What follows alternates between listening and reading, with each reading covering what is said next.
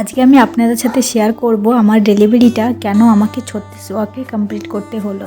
কি এমন প্রবলেম আমার হয়েছিল যাতে আমাকে 36 সপ্তাহের মধ্যে ডেলিভারিটা এমার্জেন্সির মধ্যে আমাকে সম্পূর্ণ। হ্যালো ফ্রেন্ডস, কল্পনা ক্রিয়েশনে আর একটি নিউ ভিডিওর সাথে সবাইকে অনেক অনেক স্বাগত।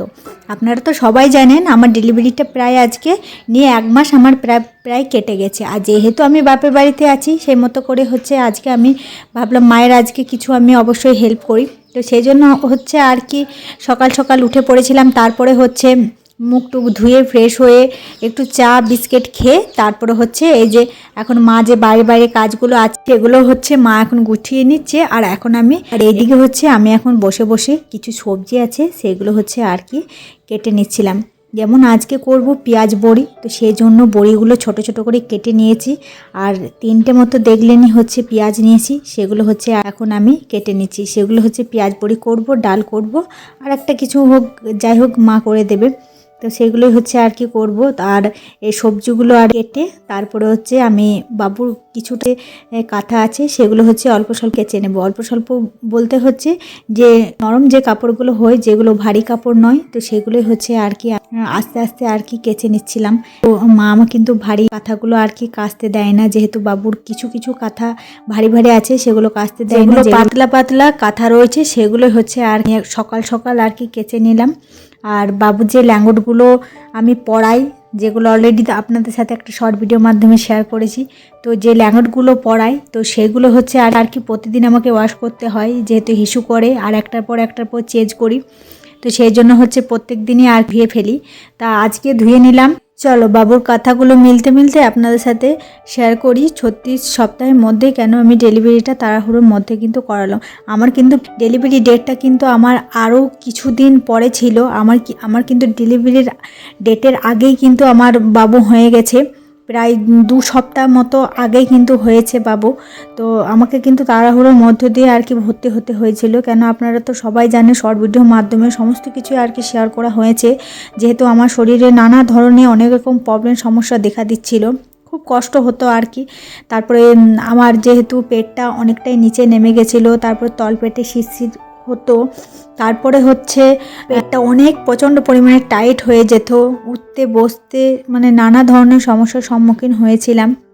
তো সেই জন্য আমরা কিন্তু একদিন গেলাম ডক্টর চেক আপের জন্য গিয়েছিলাম। তো ভাবলাম চেক আপে যাই, যদি ডক্টর ভর্তি নিলে তো নিয়ে নেবে, আর না নেয় তো বাড়ি ফিরে আসবো।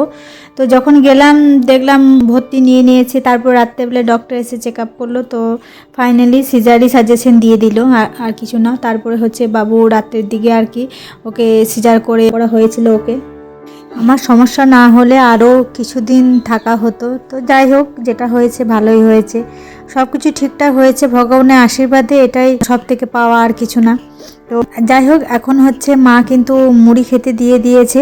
তো রোজই আর কি মা আলু মাখা করে, তারপরে আলু মশলা করে, নানা ধরনের কিছু বানিয়ে আর কি নাস্তা করতে দিতে দেয়। তো মুড়ি নাস্তা করে খেয়ে নিয়েছিলাম। তারপরে স্নান ট্রান করার পরে এই যে মা বড়ি পেঁয়াজ করে নিয়েছে, তারপরে ওই যে একটা শাক দিয়ে আলু দিয়ে একটা সবজি আর ডাল করেছে। আজকে এই খাবারগুলোই করেছিল দুপুরবেলায়। তারপরে মা মেয়েতে খেতে বসে পড়েছি। বাবুকে ওইদিকে ফ্রেশ ট্রেশ করিয়ে দিয়েছি, ওকে তেলারে মালিশ করে তারপরে ওকে ঘুম পাড়িয়ে এখন মা মেয়েতে একসাথে খেতে বসলাম। তো এখন আমরা খাবারগুলো খেয়ে নিচ্ছি। তারপরে সন্ধ্যের দিকে আপনাদের সাথে কিছু ভিডিও ক্লিপস। তারপরে বিকেলবেলাতে এই যে বাবু যে কাঁথাগুলো কেচেছিলাম সেগুলো সমস্ত কিছু সুন্দরভাবে গুছিয়ে, তারপরে বাবুর ল্যাঙ্গটগুলো যে ছিল সেগুলো সুন্দরভাবে গুছিয়ে রেখে, তারপরে সন্ধেবেলায় এই যে এখন আমি কিন্তু অল্প পরিমাণে চালের গুঁড়ি কিন্তু আমি গুলে নিয়েছি।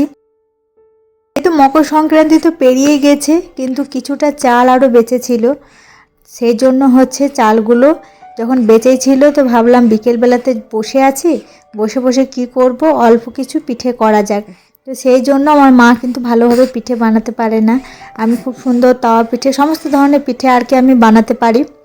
তো এই যে আমি এখন কিন্তু তাওয়া পিঠে এখন আমি করে নিচ্ছি। পিঠেগুলো করার পরে তারপর সবাই মিলে একসাথে খাবো। আর আমার হাজব্যান্ড, আমার ছেলে সবাই কিন্তু পিঠে খেতে প্রচণ্ড পরিমাণে ভালোবাসে।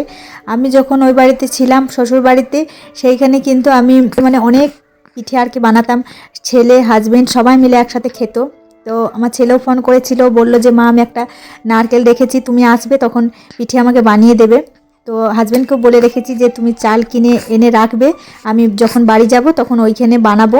আর ছেলেকেও বানিয়ে দেবো নানা ধরনের পিঠে, ও খেতে খুঁজে দুধ পাওয়া আর এই সমস্ত ধরনের পিঠে কিন্তু আমি বানাই।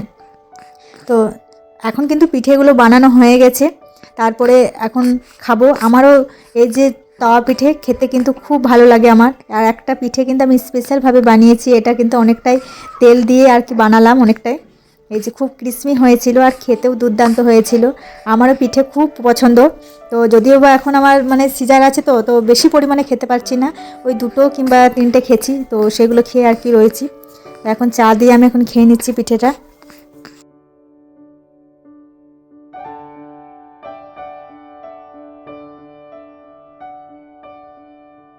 তো বন্ধুরা, আমি বাপের বাড়ি থেকে টুকটাক ব্লগগুলো আপনাদের সাথে শেয়ার করতে থাকবো। ভালো লেগে থাকলে অবশ্যই লাইক কমেন্ট করে আমার সাথে থাকবেন। ফেসবুক প্রোফাইল থেকে যদি দেখে থাকেন অবশ্যই প্রোফাইলটা আমার ফলো করে নেবেন। আর যদি ইউটিউব থেকে দেখে থাকেন অবশ্যই চ্যানেলটিকে সাবস্ক্রাইব করে আমার সাথে থাকবেন। এখনকার মতন টাটা, দেখা হবে নেক্সট একটা নিউ ভিডিওর সাথে।